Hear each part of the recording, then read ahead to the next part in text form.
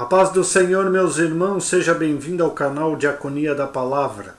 Nós estaremos dando início a mais um trimestre das lições da Escola Bíblica Dominical da editora CPAD.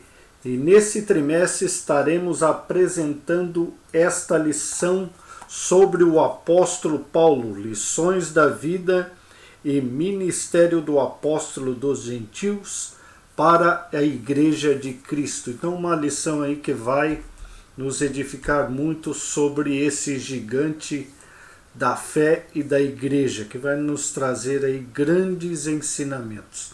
Então, você é convidado a participar desta aula. Então, vamos já para esta aula. O autor dessa lição é o pastor Elianai Cabral, conhecido aí no meio pentecostal, teólogo pentecostal. Ele é pregador, consultor teológico da CPAD. Então aí nós vimos a lição que ele escreveu nesse trimestre, quarto trimestre de 2021, lições de adulto.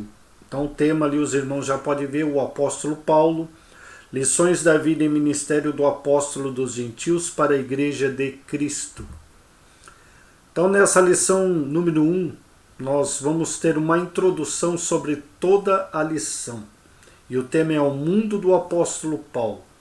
Então, para a gente compreender tudo que o apóstolo Paulo passou, todos os ensinamentos, nós devemos conhecer o mundo em que ele viveu, o mundo político, religioso, geográfico, porque ele escreveu as suas cartas aí praticamente há 2000 anos atrás.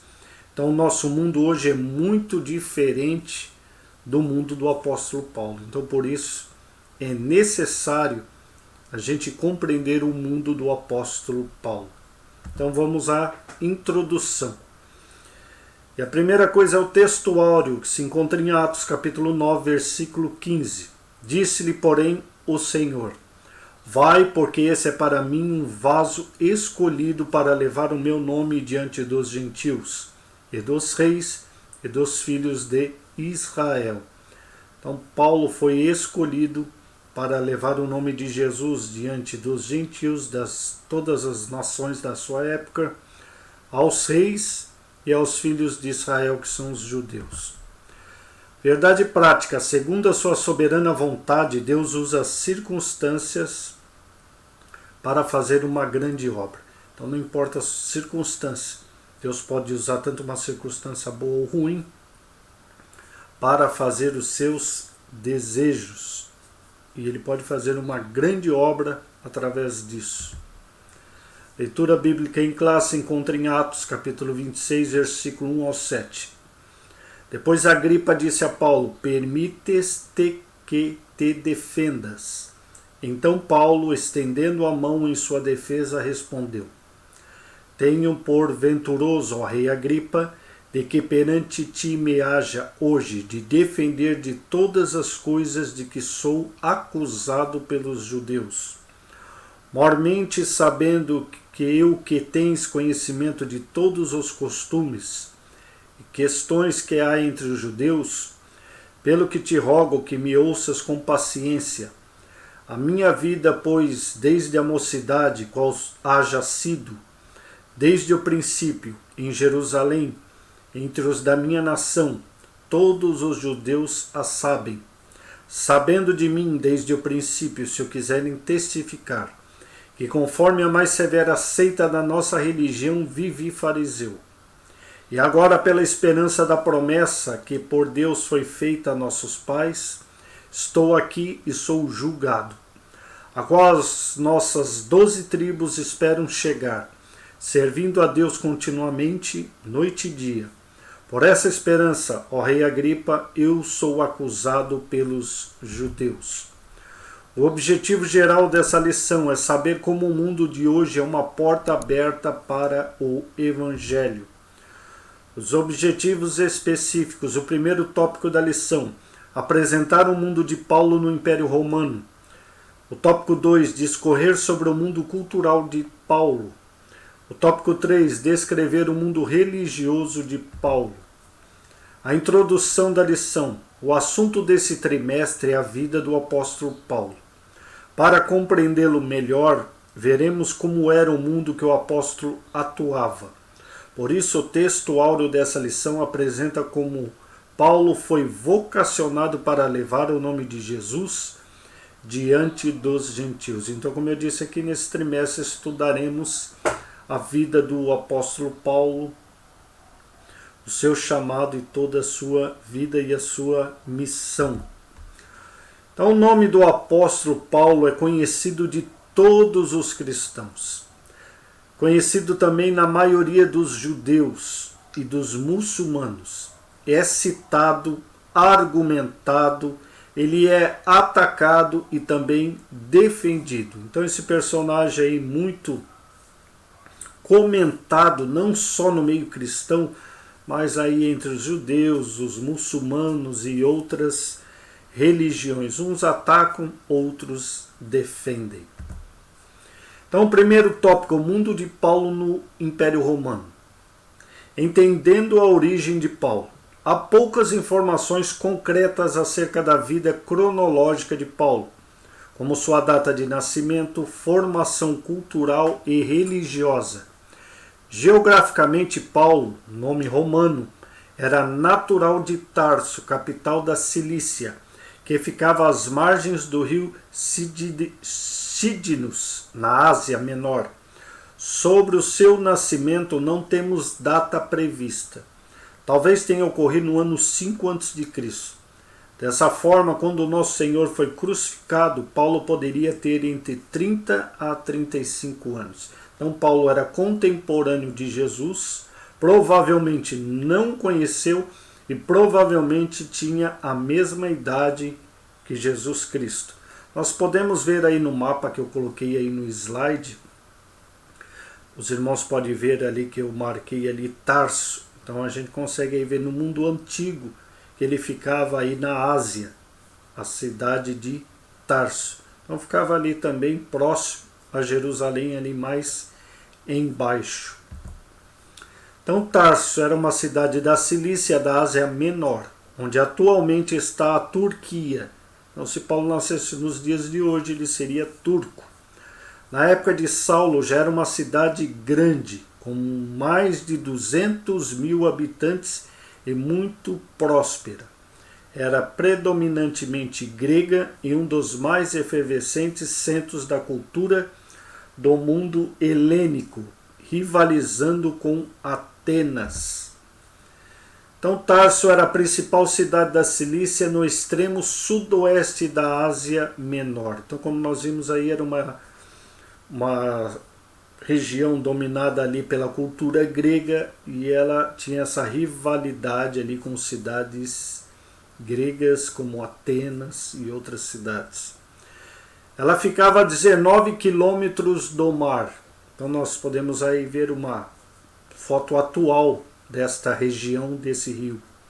O rio Cídnus, ele era estreito, ele era rápido e de águas muito claras.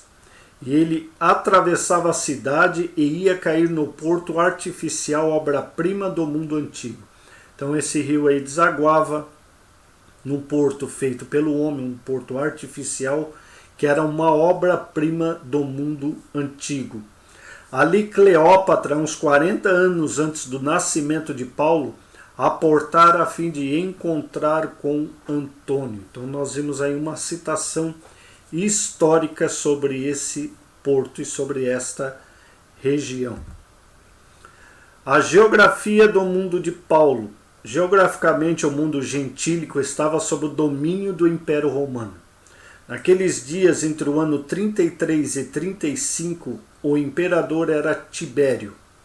A dimensão geográfica do Império Romano permitia excelentes possibilidades de viagens missionárias.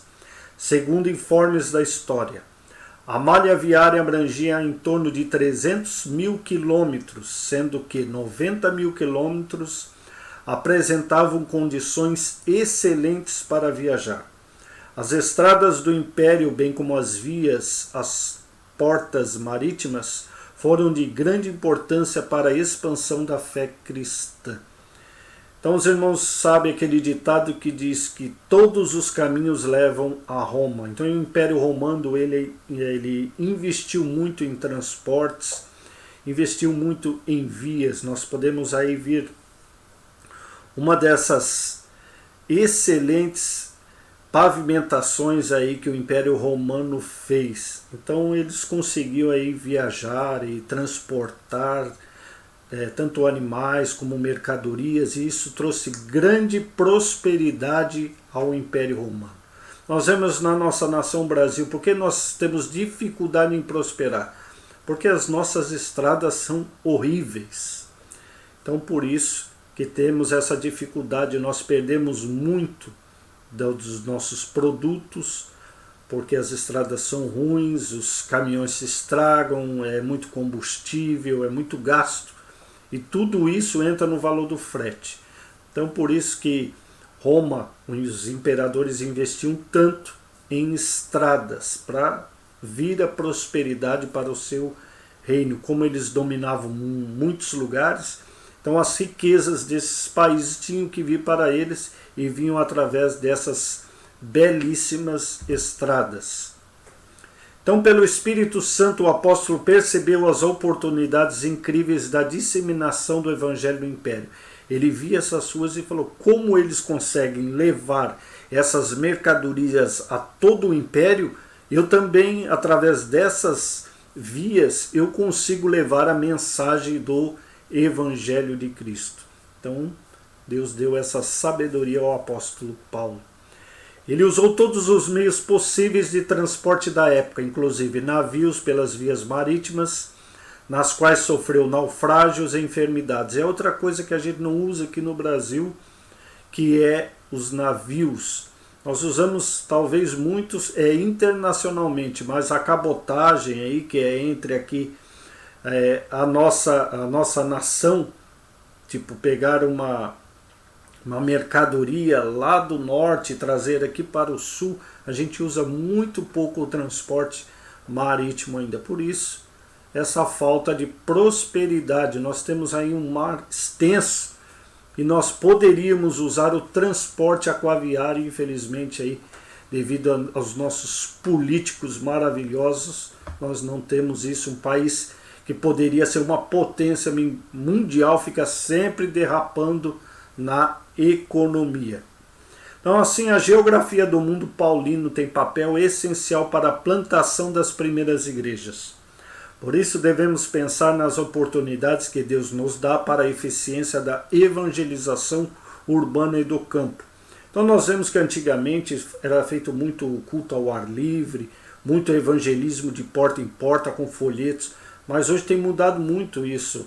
As pessoas vivem em condomínios, em prédios, hoje tem muita lei contra o som. Então nós temos que usar outras formas para evangelizar, e uma delas é a internet. A internet é maravilhoso.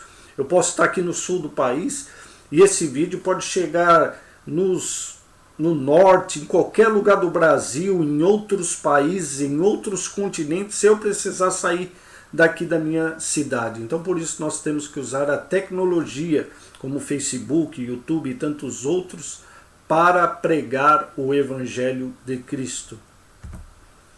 Então nós vemos aí a construção, como era feita a construção, provavelmente usando aí mão de obra escrava, eles construíam. Então a gente vê como era bem feita. Não é só aquela camada de pedra, olha ali quantas camadas de pedra. Então tinha uma engenharia tremenda. A gente acha que aqueles povos aí não tinham muita inteligência, mas olha as maravilhas que eles construíram sem o maquinário que a gente tem hoje, o maquinário pesado, e olha como eles construíram coisas boas.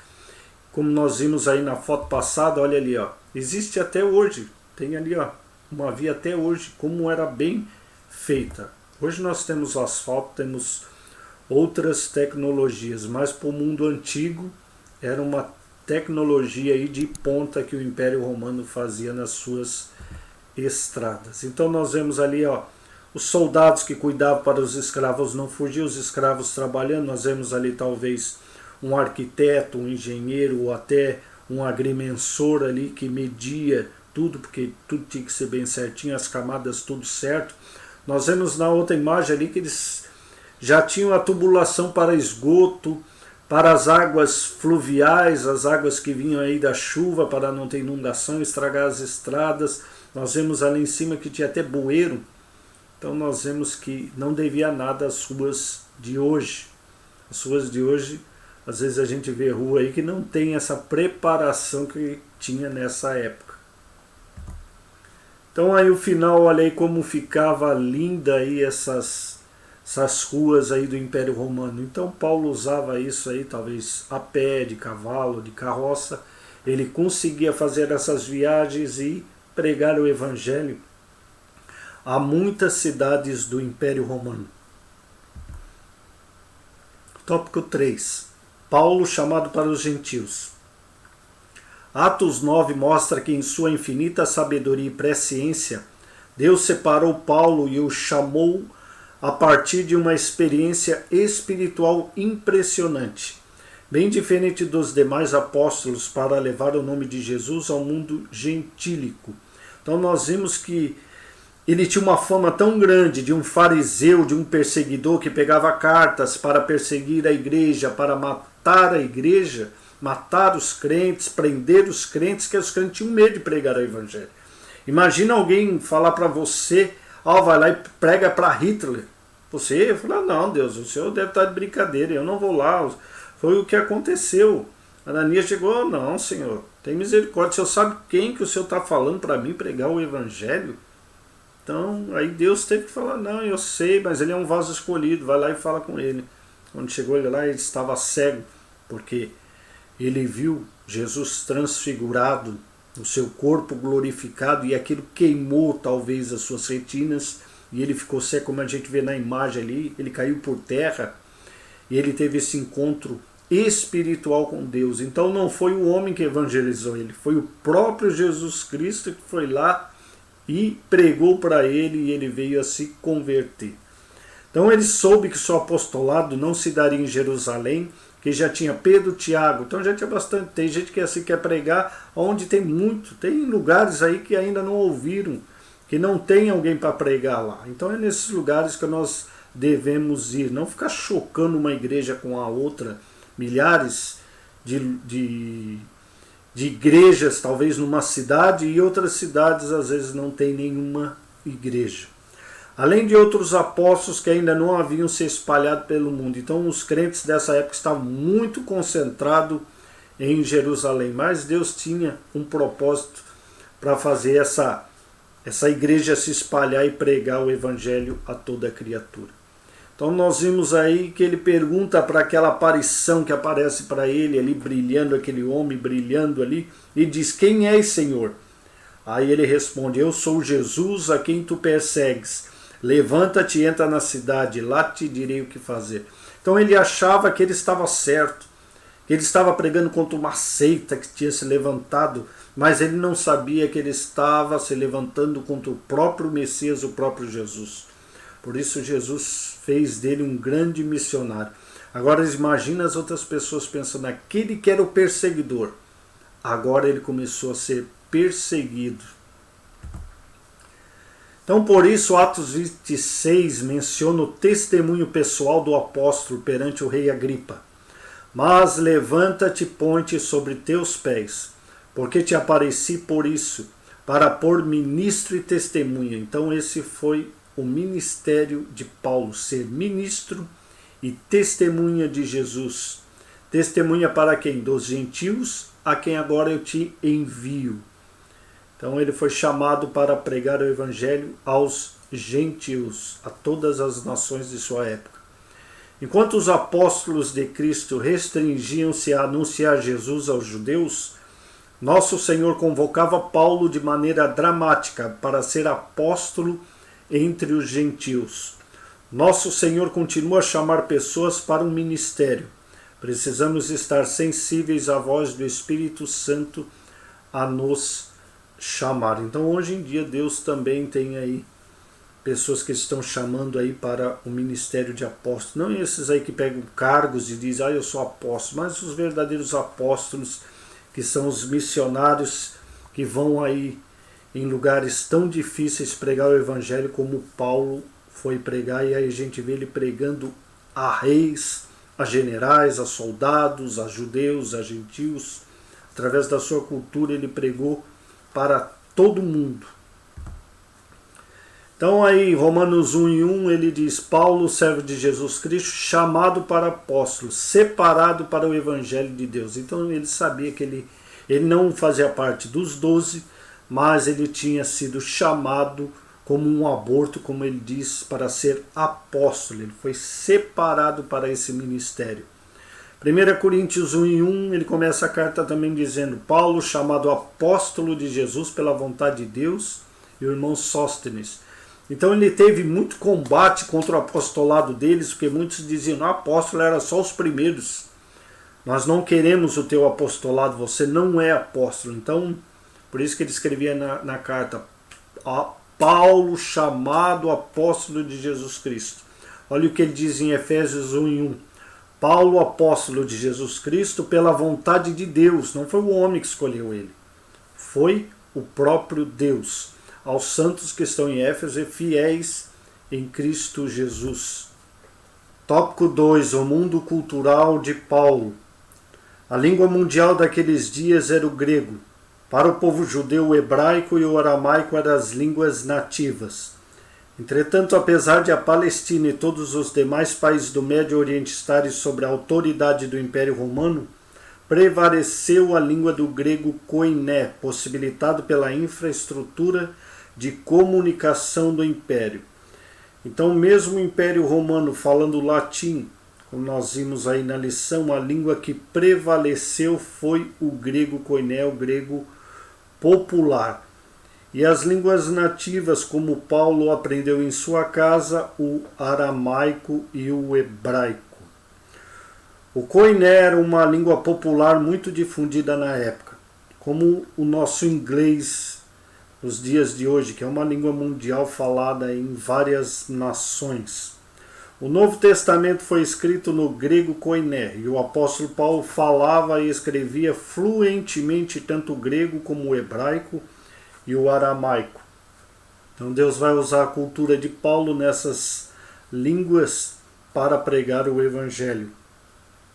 Utilizando o grego, Paulo teve uma formação básica em Tarso e posteriormente foi levado por seu pai, que era judeu e pertencia ao grupo dos fariseus em Jerusalém, para aprender e conhecer em profundidade a Torá aos pés do rabino Gamaliel.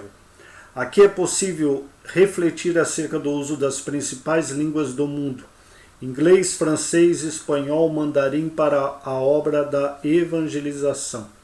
Então, um missionário, quando ele é enviado, ele precisa passar aí por uma agência missionária para saber a cultura e a língua daquele país.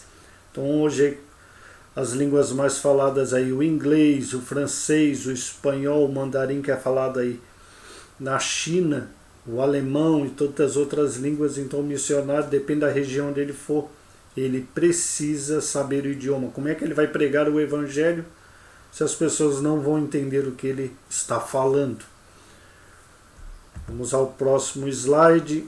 O tópico 2. O mundo cultural do apóstolo Paulo. O Império Romano respeitava a diversidade religiosa desde que se respeitasse os deuses do Império. Então ele ia ali tomando conta, dominando os países, e aqueles deuses ali eram respeitados. E muitos eram levados para Roma e adorados a Roma. Mas depois que o imperador começou a se achar os deuses, aí a igreja começou a ter problema, porque ele exigia que as pessoas se dobrassem diante dele e o adorassem. E o cristão, o judeu, também não se dobra a nenhum deus e nem a nenhum homem. Então, em Roma havia os cultos a entidades gregas como Eleusis, Dionísios, Atis, que se integravam com as divindades egípcias como Osíris, Ísis, Serapis, bem como as divindades orientais, Mitras e Asclépio, uma divindade de cura. Então tinha aquela mistura de vários deuses de vários lugares, como existe hoje aqui no Brasil. Havia divindades da Ásia Menor sob o domínio do Império em Éfeso, Colossos e Coríntios, tais como Diana, Artemis e outras mais. Essa diversidade religiosa acabou facilitando a propagação do nome de Jesus, pregado pelos apóstolos. A realidade atual das diversidades culturais e religiosas pode abrir caminhos para que, de maneira inteligente, evangelizemos o mundo, nos termos do apóstolo Paulo no Areópago de Atenas. Quando Paulo chegou lá no Areópago e viu aquelas divindades, múltiplas divindades, ele viu um Deus lá que não tinha nome. Então ele com inteligência, ele olhou e falou: eu vou usar esse Deus aqui, o Deus desconhecido, e vou pregar eles. Vocês conhecem todos esses deuses, mas eu vou pregar hoje aquele Deus desconhecido. E foi aí que abriu uma porta para que ele pregasse o Evangelho ali em Atenas, na Grécia. Tópico 3. A influência da filosofia grega. Nesse mundo religioso havia influência filosófica grega. Essencialmente o Império Romano era politeísta, então tinha vários deuses, e Paulo se referiu a isso em 1 Coríntios capítulo 8, versículo 5. A influência filosófica grega, especialmente do gnosticismo, era muito forte e acabou influenciando o pensamento de muitos cristãos daqueles dias. Os líderes da igreja da época tiveram de refutar com veemência as teorias do gnosticismo, cujos adeptos queriam misturá-las com a doutrina pura de Cristo.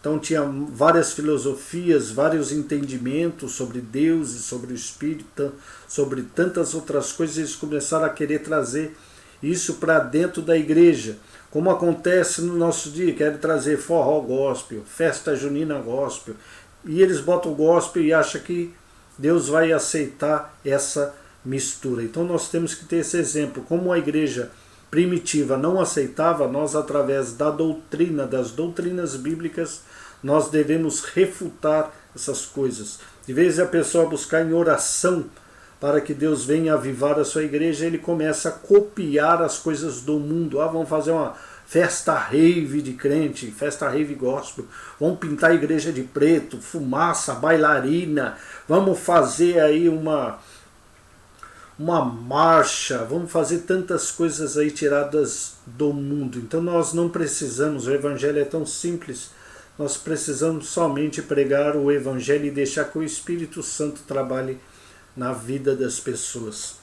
Então, naturalmente, pelo fato de ter vivido naquele mundo, Paulo teve de fortalecer a doutrina cristã sobre Deus.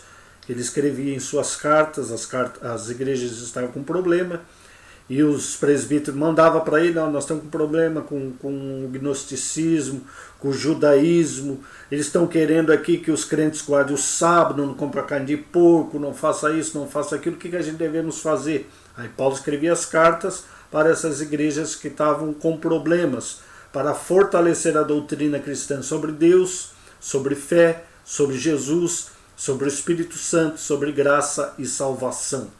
O apóstolo indiscutivelmente se tornou o grande defensor do Evangelho de Cristo. Então ele teve uma batalha árdua contra esses falsos mestres e falsos profetas que tentavam acabar com a igreja. Como proclamadores do Evangelho, devemos pensar em estratégias, e essa estratégia quem dá é Deus, a fim de que nossos jovens e adolescentes, bem como a maturidade cristã, possam expressar a razão da fé com mansidão e temor diante dos não crentes. Tem gente que quer brigar pela sua religião, pela sua fé, mas não é dessa forma, é com mansidão. Se a gente foi perguntado sobre isso, pessoas que tentam empurrar força, mas o Evangelho não é por força nem por violência, mas pelo meu Espírito. Nós vimos aí da história dos cavaleiros templários que tentavam aí, através da guerra, da força, tentar fazer com que os muçulmanos se convertiam a Cristo, mas não é dessa maneira, é com estratégia, e é só através do Espírito Santo que essas pessoas possam se converter verdadeiramente. Senão ele vai ali fingir uma falsa conversão, mas nunca vai ser um convertido mesmo, como Jesus disse, que é necessário nascer de novo, uma nova conversão. Então, porque ainda que haja também alguns que se chamem deuses, como os imperadores da época, que se achavam deuses, quer no céu, quer na terra, como há muitos deuses e muitos senhores. Então Paulo via ali na Grécia, em Roma, quantos deuses tinham naquelas cidades. 1 Coríntios 8,5. Primeira Epístola de Pedro 3,15 diz: Antes, santificai ao Senhor Deus em vossos corações, estais sempre preparados para responder com mansidão e temor a qualquer que vos pedir a razão, a qualquer que pedir a vossa razão de esperança que é em vós. Nós pregamos o Evangelho, mas nós temos que ser sábios, como a palavra diz, sábio para ganhar uma alma. Não ali com debate, com rixa, que isso só afasta as pessoas do Evangelho. O mundo religioso de Paulo, tópico 3, primeiro tópico ali diz: Paulo se identifica como judeu. Em Atos 22:3, Paulo declara sua defesa em Jerusalém diante dos judeus que se opunham à sua mensagem, tratando como traidor da fé judaica. Ele se converteu, ele é um traidor. Antes ele era um perseguidor, era um dos nossos, era um fariseu. Agora tem que matar ele porque ele é um traidor. Aí quando ele foi em Jerusalém, que eles identificaram ele, tentaram matar ele, tentaram apedrejar ele, os soldados ali deram uma segurança para ele, e ele começou a discursar e ele começou a falar isso. Eu sou judeu, nascido em Tarso da Cilícia, não aqui em Israel, mas em Tarso da Cilícia. Ele falava em hebraico para aqueles que a plateia, quando todos esperassem que ele falasse apenas em grego. Então eles imaginavam que ele ia falar em grego, mas como nós sabemos, ele sabia falar tanto o hebraico como o aramaico. O apóstolo tinha o sangue de pais judeus, tanto o pai como a mãe dele eram judeus. Seu pai era fariseu zeloso e influente na sinagoga em Tarso. E o criou para ser um fariseu, tanto ele mesmo. Então ele investiu ali o seu dinheiro e os seus bens ali para que Paulo fosse um fariseu. Então, o mundo religioso de Paulo. Tópico 2. Paulo foi criado dentro da fé judaica. A circuncisão foi uma lei obedecida pelos pais de Paulo, que o circuncidaram aos 8 dias de nascido. Então, Paulo, como ele era um judeu, ele cumpria toda a lei. Não é como essas pessoas hoje em dia que dizem que você não guarda a lei, mas eles também não guardam. Pergunta para ele se ele fez a circuncisão. Ele só deixa de comer salsicha, carne de porco e guarda o sábado. E ele acha que isso é guardar a lei. E os outros 613 mandamentos ele tem guardado. Agora, se ele quebrar um, ele é descumpridor. O único que cumpriu toda a lei se chama Jesus Cristo. Por isso que nós precisamos da graça, porque nós não conseguimos cumprir toda a lei. Uma vez que os judeus valorizavam muito as genealogias, o apóstolo se declarou da tribo de Benjamim. Por isso que está lá os próprios escritores do Evangelho botando a genealogia de Jesus para mostrar de onde ele veio, que ele era da tribo de Judá, que tudo estava sendo cumprido. Porque eles perguntavam, como é que ele é o Messias se ele não é de Judá, ele é de Belém? Mas se eles fossem lá pegar essa identidade dele, a certidão de nascimento, ia ver que ele é de Judá, de Belém, não da Galileia, não de Nazaré. Ele foi criado em Nazaré, mas ele nasceu em Belém da Judéia. E Paulo também tinha uma genealogia e ele diz, eu sou judeu, e ele começou a falar, eu sou apóstolo, e eu sou da tribo de Benjamim. Dentro da fé judaica, Paulo se tornou um defensor ardoroso da Torá e obedecia a todas as regras e as leis requeridas, especialmente pelos fariseus. Então ele não cumpria como o povo, ele cumpria mais do que o povo, porque exigia dele, porque ele era um fariseu. Então ele tinha que cumprir muito mais do que o povo, dá muito mais exemplo de sabedoria da Torá.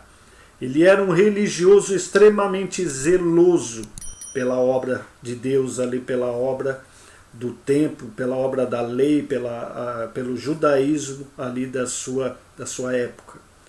Então, no sentido de cumprir piamente a lei de Moisés, o apóstolo deu testemunho de que havia sido instruído no conhecimento da Torá, desde sua meninice aos pés do rabino Gamaliel, pois conhecia tudo de ritos, como eu disse, ele sabia de tudo, como ele era um fariseu, estudou isso, ele sabia tudo de ritos, leis e regras que regiam o santuário e Israel.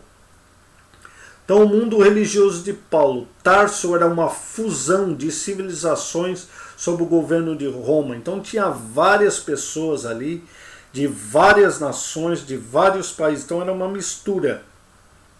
Por volta de 170 a.C., Antíoco IV introduziu na cidade uma colônia de judeus. Então, foi introduzida também uma colônia ali de judeus, no meio daquela misturada toda que tinha nessa cidade. É provável que os ancestrais de Paulo estivessem entre os judeus. Então, provavelmente seus avós, talvez bisavós, é que foram levados ali para essa colônia de judeus. Também é possível que o pai de Paulo tenha sido um mestre na arte de fabricar tendas e trabalhasse couro e silício.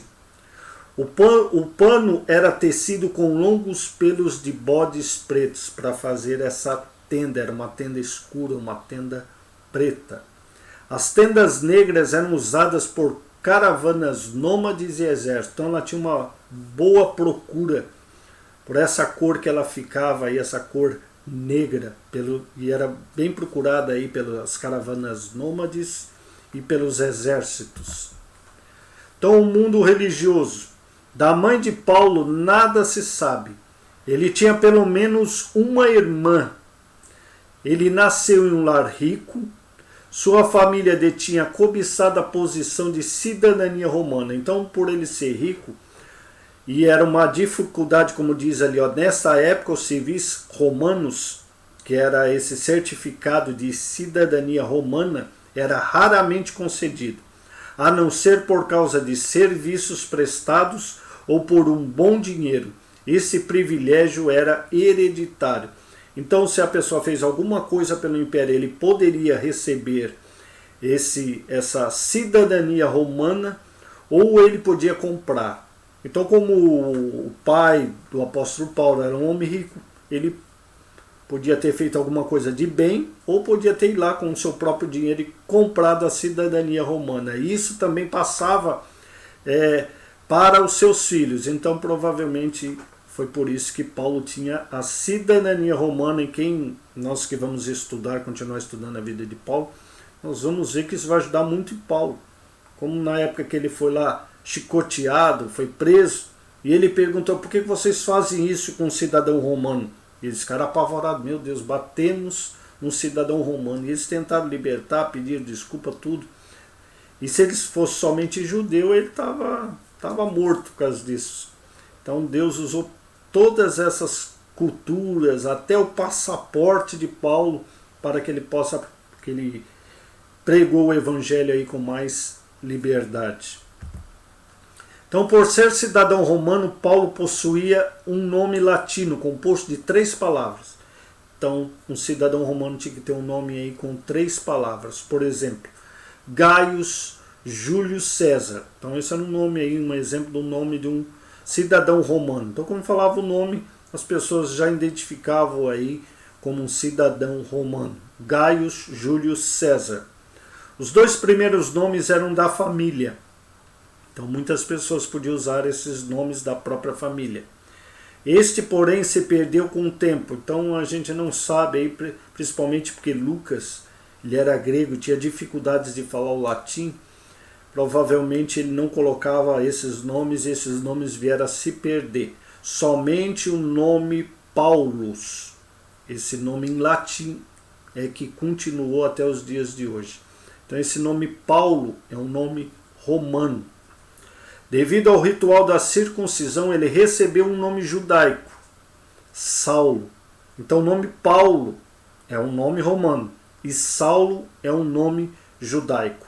Saulo em honra do benjamita mais famoso da história, o rei Saul. Como nós sabemos, Paulo era da tribo de Benjamim, e o seu pai escolheu ali o nome da pessoa mais famosa da sua tribo, que era o rei Saul. Seu pai era um fariseu, membro do partido judaico nacionalista mais fervoroso e mais estrito em obediência à lei de Moisés. Para protegerem os seus filhos da contaminação, eles desestimulavam a amizade com crianças gentias.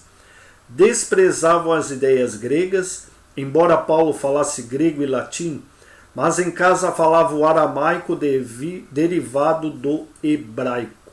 Então eles tentavam proteger as suas crianças de brincar com outras crianças gentílicas, que elas iam aprender outras coisas, também de estudar uma nova filosofia. Eles eram muito rígidos na educação dos seus filhos. Paulo aprendeu a escrever hebraico em papiro.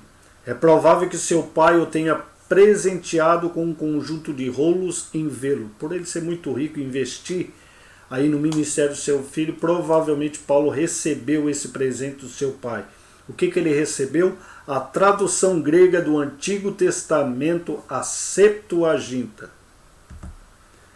Tarso tinha sua própria faculdade, mas um fariseu severo, como era o pai de Paulo, não deixava o seu filho se enredar-se pela filosofia moral pagã.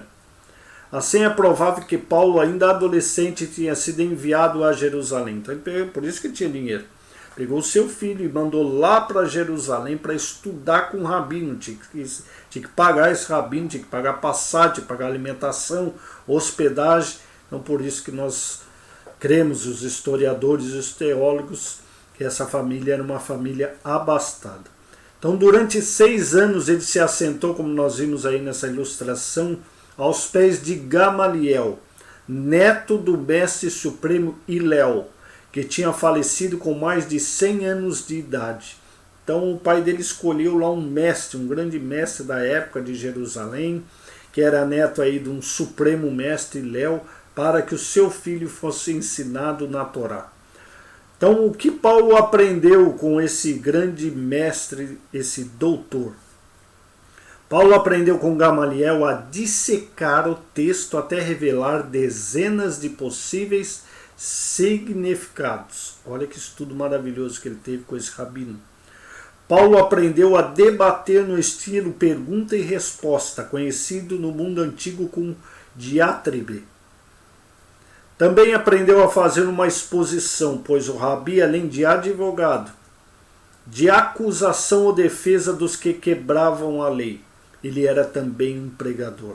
Então olha todo esse ensinamento que o jovem Paulo estava adquirindo, como ele diz, era um adubo, era um fortalecimento que ele estava. Aí depois que ele se converteu, ele usou tudo isso como um pregador, como ali um escriba da palavra de Deus, um entendimento em hermenêutica, homilética. Então, ainda cheio do Espírito, imagina como ele era. Então, antes de chegar a ser mestre em Israel, Paulo teve que aprender uma profissão, como todos os judeus, porque em teoria nenhum rabino recebia pagamento, mas sustentava-se a si mesmo. Então o rabino, ele não é que ele não podia, ele não deveria receber dinheiro, então ele tinha que ter a sua profissão. Alguns recebiam esse dinheiro, como a gente diz, provavelmente Gamaliel poderia ter recebido uma ajuda de custo aí para ensinar o jovem Paulo. Portanto, Paulo deixou Jerusalém ali com 20 anos, depois de passar esses estudos. Se tivesse permanecido ali, certamente teria argumentado com Jesus como outros fariseus. Então, se ele tivesse continuado em Jerusalém, provavelmente ele estaria na Bíblia ali como um daqueles fariseus que ficava ali tentando entrar em debate, tentando argumentar com Jesus Cristo. Mas como ele não estava, ele só ouvia dizer desse novo pregador ali que apareceu ali em Jerusalém. Então Paulo retornou a Tarso, trabalhando nos negócios da família em Tarso, e ele também ensinou na sinagoga. Olha aí, nós vemos a tenda negra, uma tenda muito famosa na época, os pelos ali com bodes pretos, ficava dessa cor, e aí eles gostavam muito, as caravanas usavam muito essa cabana aí,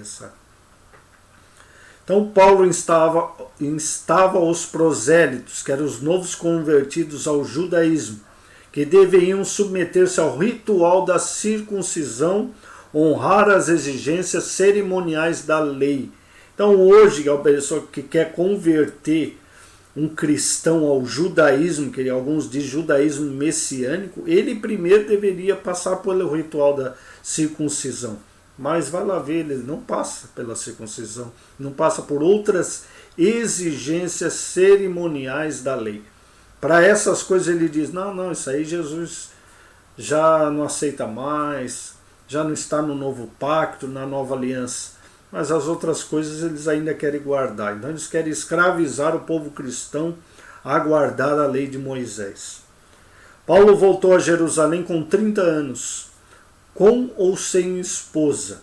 Então fica essa discussão dizendo que ele era solteiro, mas algumas coisas nos diz que ele era casado. O que aconteceu com a sua esposa, com seu filho, nós não sabemos se ele teve filho, mas provavelmente talvez tenha tido filho. Pois ele era um fariseu e candidato ao sinédrio, ele deveria ser casado e era exigido dele ser pai. Então, casado, como ele diz na própria palavra que ele era um fariseu, ele tinha que ser casado. E se ele queria fazer parte do sinédrio, ele tinha que ser pai também. Como ele diz aqui, foi circuncidado ao 8º dia, da linhagem de Israel, da tribo de Benjamim, hebreu de hebreus, segundo a lei fui fariseu. Como eu disse aqui, né? Paulo voltou a Jerusalém com 30 anos, com ou sem esposa, pois ele era um fariseu. Ele mesmo diz aqui, que ele era um fariseu. Então, se ele era fariseu, ele tinha que ser casado. O que aconteceu com sua esposa? Não sabemos se ela abandonou, se ela faleceu. Isso ele nunca relatou e a gente não tem como saber isso. E na minha nação excedia em judaísmo a muitos da minha idade. Então na idade dele estava muito superior com o estudo que Gamaliel passou por aí. Ele sabia muito da lei, muito da tradição judaica. E ele era extremamente zeloso das tradições dos seus pais. Gálatas 1:14. Aquele que quer judaizar a igreja, dá uma lida aí na carta de Gálatas e vê o que Paulo escreve sobre aqueles que tentam judaizar a igreja, que a igreja volte a guardar certas cerimônias. Então não vai ver essas pessoas citando Gálatas. Tópico 3, o mundo religioso de Paulo. O mundo, palco da mensagem de Paulo ao povo gentílico. O mundo missionário dos apóstolos de Jesus restringia-se numa visão inicialmente limitada apenas ao povo judeu. Então eles achavam que deveriam pregar o evangelho de Cristo somente ao povo judeu. Às vezes eles estavam errados. Quando o Senhor convocou Paulo, chamou pelas características de que precisava para disseminar o evangelho do mundo gentílico. As culturas romanas e gregas que Paulo adquiriu davam-lhe condições de peregrinar pelo mundo gentílico. Ele plantou igrejas na Galácia, Acaia e Ásia. Então, mesmo ele sendo um judeu, um fariseu que tinha aquela tradição judaica, Deus sabia que ele também tinha a cultura ali romana. Então Deus ia usar naquilo que ele foi chamado. Como a Bíblia diz, fique naquilo que tu foi chamado. Então, se Deus te deu um dom, ele vai te usar aquilo, ele vai usar a tua cultura, a tua língua, ele vai usar o que você tem. E com o tempo, se você quiser, ele vai granjear outros dons para você também. Então Deus usou tremendamente ele naquilo que ele tinha. O apóstolo não se importava com o status social. Mesmo ele tendo nascido ali numa família abastada, ele não se importava com isso. Pois tinha bagagem cultural para entrar nos palácios, nos sinédrios judeus, nas praças do Areópago em Atenas. A perna dele não tremia quando ele precisava falar com o rei, com o governador, com o general, ou entrar numa sinagoga e falar com os rabinos, falar com os mestres da época. A perna dele não tremia porque tinha conhecimento de tudo. E ele também conseguia entrar e falar no Areópago, em plena ali a matriz grega da filosofia, ele conseguia debater com os filósofos da época ali. Então veja a bagagem que o apóstolo Paulo tinha. E como eu sempre fiz, ainda cheio do Espírito Santo. Portanto, o mundo dos gentios foi o palco que o Espírito Santo montou para que Paulo pregasse o nome de Jesus e estabelecesse novas igrejas por onde quer que passasse. Então ele passava, implantava a igreja ali, botava ali anciões, presbíteros, diáconos, e a igreja, quando estava bem das pernas, ele já ia para outra cidade, e não importava qual cultura, qual língua que eles falavam, Paulo estava preparado. O mundo de hoje é esse mesmo palco que o Espírito Santo preparou para que preguemos o Evangelho com a graça de Deus. Então nós hoje temos que estar preparados para pregar o Evangelho no nosso mundo, entender a cultura, entender a língua e orar e buscar a Deus, essas estratégias. E os que foram dispersos pela perseguição que sucedeu por causa de Estevão caminharam até a Fenícia, Chipre e Antioquia, não anunciando a ninguém a palavra senão somente aos judeus. Então Deus foi obrigado a mandar uma perseguição para espalhar eles, para que eles pregassem o Evangelho a toda criatura como Deus queria. Como os judeus já tinham falhado nisso, de que Abraão fosse bênção para todas as famílias, não somente as famílias dos judeus, Deus faz a mesma coisa com a igreja. Ele quer que a igreja não fale como Israel falhou em pregar a palavra de Deus e pregar somente ali entre eles, mas que pregasse entre todas as nações e que todas as nações fossem abençoadas. Infelizmente hoje tem pessoas que acreditam, igrejas, infelizmente, que acreditam que são os eleitos, e não precisa mais pregar com ênfase, porque aquele que vai ser salvo, Deus já escolheu, aquele que não vai ser salvo, ele já vai para o inferno. Então não estão nem aí. Para que eu vou ficar pregando o Evangelho? Os eleitos vão ser salvos mesmo, e aqueles que forem rejeitados, está lá desde o começo que vai ser rejeitado. Mas isso não é a palavra de Deus. Nós temos que pregar o Evangelho a todo mundo, porque Deus amou todo o mundo. Deus amou o mundo todo, não só os eleitos, mas todo mundo. Você se torna um eleito quando você aceita Cristo como Salvador e faz parte da igreja. A igreja é eleita. Se você estiver fora da igreja, você não é eleita. Por isso que é pregado os eleitos. Salvação é ali da igreja. Então quem estiver participando da igreja é verdadeiramente o eleito. Por isso que nós temos que trazer mais e mais pessoas, evangelizar mais, para que as pessoas venham fazer parte da igreja, da noiva de Cristo. Conclusão: a cultura geral que Paulo adquiriu ao longo da vida tornou-o capaz de enfrentar os oponentes do evangelho com ousadia e com a ciência, a sabedoria que ele tinha. Diante de reis, governadores, tribunos e autoridades religiosas, o apóstolo era excelente orador e arguto no conhecimento de várias ciências, então conhecia tudo. Então era um homem muito sábio, tinha muito conhecimento para a sua época. Paulo tinha uma personalidade forte e dinâmica, então ele não se dobrava diante de filósofos, de historiadores, de rabinos, de reis, de ninguém. Ele sabia em quem ele tinha crido.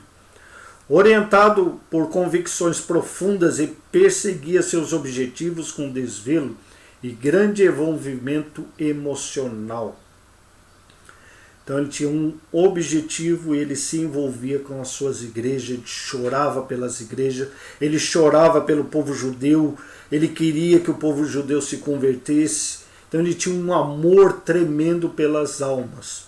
O mundo do apóstolo foi o que Deus lhe abriu para que comunicasse o Evangelho de Cristo.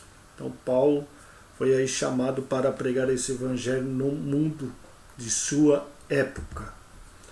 Então eu quero agradecer por você ter assistido essa primeira aula, e eu gostaria que você deixasse o seu like, o seu comentário. Eu também vou deixar aí na descrição desse vídeo alguns cursos teológicos de bacharel em teologia, para ser um professor aí dinâmico na escola bíblica dominical. São cursos aí muito baratos, curso que você só paga uma vez, não tem mensalidade, e você fazendo esse curso você vai estar ajudando o nosso canal. Também eu vou deixar as Bíblias da BV Books, a King James, aí embaixo na descrição do vídeo, se você deseja adquirir os produtos da editora BV Books, que também é uma parceira do nosso canal. Então eu espero que você tenha gostado dessa aula, te espero para a aula de número 2. Que Deus abençoe os seus estudos.